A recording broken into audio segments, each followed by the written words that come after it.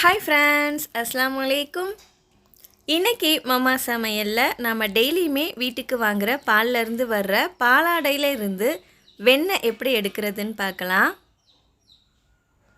அதுக்கு முன்னாடி நீங்கள் இப்போ தான் மம்மா சமையல் சேனலை முதல் முறையாக பார்க்குறீங்கன்னா நம்ம சேனலை சப்ஸ்கிரைப் பண்ணிவிட்டு பக்கத்தில் இருக்கிற பெல் பட்டனையும் கிளிக் பண்ணி வச்சுக்கோங்க.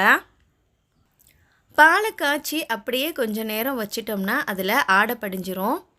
அந்த ஆடையெல்லாம் எடுத்து ஃப்ரீசரில் ஸ்டோர் பண்ணி வச்சுக்கோங்க. ஓரளவுக்கு சேர்ந்ததும் அதிலிருந்து வெண்ணெய் எடுக்க ஆரம்பிச்சிடலாம். எனக்கு பாருங்கள், இந்த 2 பாக்ஸ் நிறைய பாலாடை சேர்ந்துருக்கு.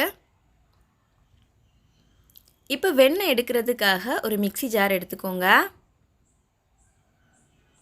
இப்போ இதில் நம்ம எடுத்து வச்ச இந்த பாலாடையெல்லாம் சேர்த்துடலாம். இதோடையே 3லேருந்து 4 ஐஸ் க்யூப் சேர்த்துக்கோங்க. இப்போ இதை மூடி வச்சு நல்லா அரைக்கணும். ஸோ ஃபஸ்ட்டு அரைச்சோன்னே பாருங்கள், நல்ல ஒரு க்ரீம் டெக்ஸ்சருக்கு இருக்கும். இப்போ இதோட எக்ஸ்ட்ராவாக 1 டம்ளர் அளவுக்கு ஐஸ் வாட்டர் சேர்த்துக்கலாம். ஐஸ் வாட்டர் சேர்க்கும்போது வெண்ணெய் ஈஸியாக திரண்டு வந்துடும். ஸோ மறுபடியும் இதை நல்லா அரைக்கணும்.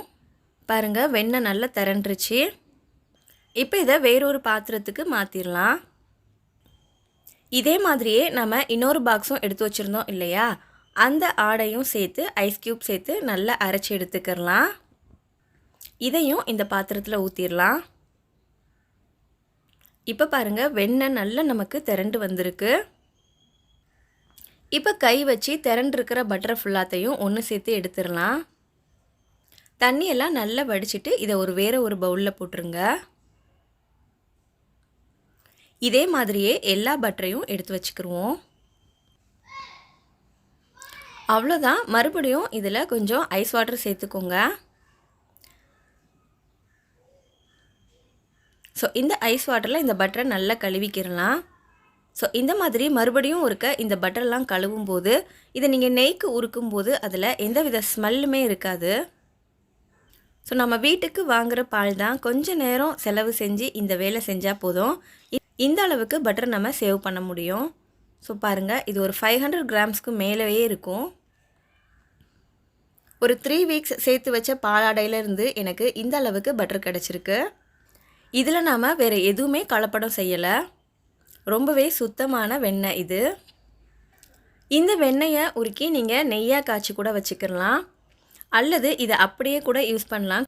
குழந்தைங்களுக்கு தோசையோட, ப்ரெட்டோட, சப்பாத்தியோட இப்படி நீங்கள் பட்டர் தடவி கொடுக்கலாம். ரொம்ப டேஸ்டியாக இருக்கும்.